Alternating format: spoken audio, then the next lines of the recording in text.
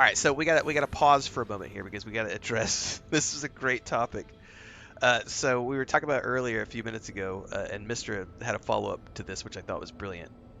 So we've seen now the biggest rant about why everyone says Dragon Age, the Veilguard, is failing. They say the reason that this game, this is what the haters say, the reason this game isn't getting a DLC is because the sales are so bad that EA is panicking and they're in emergency mode trying to stem the bleeding, and BioWare is going to go away as a company because of the failure of this game.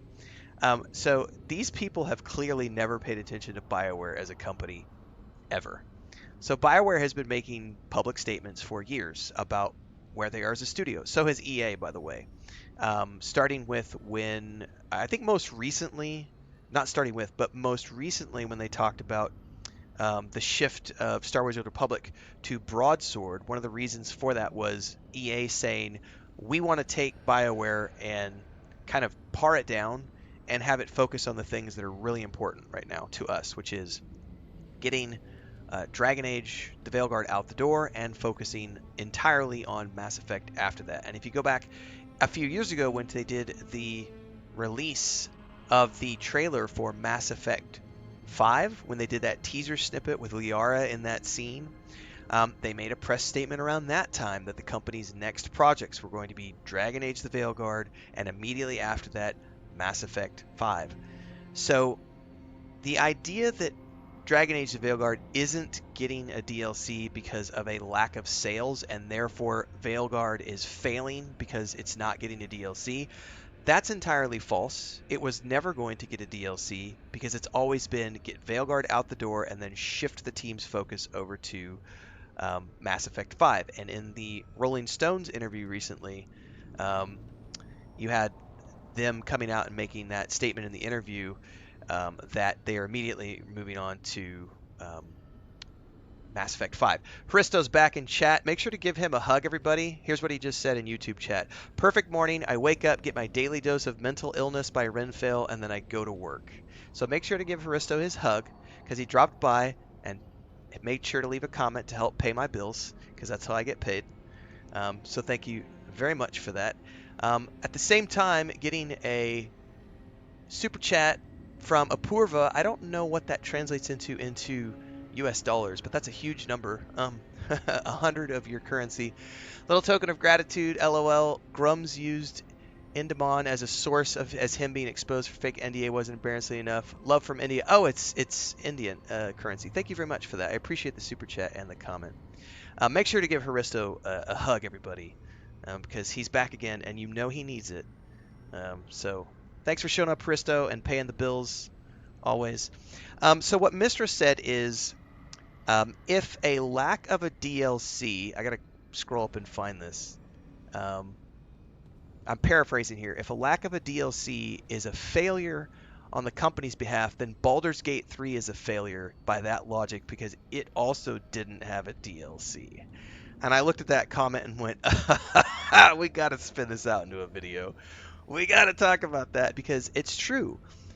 Anybody who sees a lack of a DLC as some sort of failure of the game doesn't understand how storytelling works and how some games are meant to have a finite ending, and also how game development is done, because these decisions are made years in advance in most cases in terms of what is the company going to be working on. Because especially when you're looking at, Larian's an independent studio, but with EA being the owner of BioWare, BioWare has a strict budget that's defined by EA as a company, and their projects are lined out years in advance with milestones and all these other things. So the idea that a game doesn't get a DLC based on sales can sometimes be true, but not always. But in this case, EA and BioWare have been talking about for years that this game was not going to get a DLC. It was going to be a one and done, and then off to Mass Effect 5. This is a culmination of storylines across multiple games, and then they're going off to Mass Effect 5. Now, whether or not we get any more Dragon Age remains to be seen. I don't know I don't think they've talked about what their plans are beyond, and Mass Effect 5, and I don't think we will be getting any discussion from EA or anybody else until after they've completely finished whatever they're working on. I would assume maybe midway through the Mass Effect 5 dev cycle, we might start to see rumblings of what they're going to work on next. But who knows? But also, didn't you say Dragon's Dogma 2, Mistra, was another game that didn't get a DLC? So by that standard, Dragon's Dogma 2 should be considered a failure as well because it didn't get a DLC.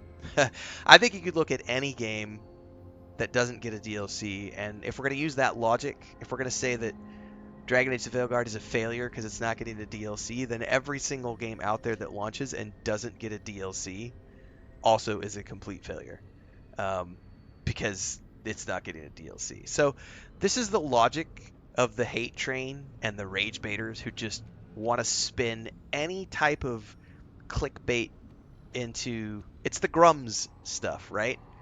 It's when I saw Grums create the fake NDA that Maddie Plays supposedly signed, I didn't even know who Grums was until the whole Fextra Life fallout of I didn't get a review code, meh, conspiracy, meh. Um, you know, I didn't know who Grums was, and then I've seen a bunch of stuff since, and I'm just like, I can't believe anybody would ever use that person, individual, company as a source of anything. And that's literally where you're seeing a lot of this clickbaity stuff coming out of people trying to use any form of ammunition they can to paint this horrible picture of BioWare is going to fail, Dragon Age the Veilguard. The fact is, it's a really good game. What's up, honey? Food's ready? All right. Okay, thank you. Anyway, I got sidetracked. Chris is telling me breakfast is ready, which means I'm going to duck out here in a minute and go get my food. A game not getting a DLC is by no means indicative of the game being a failure. These decisions are made in advance.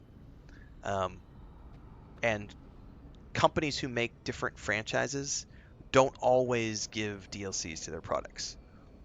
In some cases they do, in some cases they don't. Baldur's Gate 3 being the great example, as well as Dragon's Dogma 2, talked about in this video by Mr. in live chat right now. Those games not getting DLCs, that means that Baldur's Gate 3 was a failure. That means that Dragon's Dogma 2 was a failure, because they didn't get DLCs. That's the logic of the hate train, everybody, and that's why we reject their premise, because it's bullshit. They don't know what they're talking about. They just like to rage from their basements. That's why we give them hugs, like Haristo coming into chat and saying he's here to get his daily dose of mental illness by Renfail before he goes to work. Those are the types of people who need hugs, so let's make sure to send them hugs, wish them wealth and healthiness in their minds and at their day jobs, because they need it way more than we do, because we're too busy having fun playing video games, guys.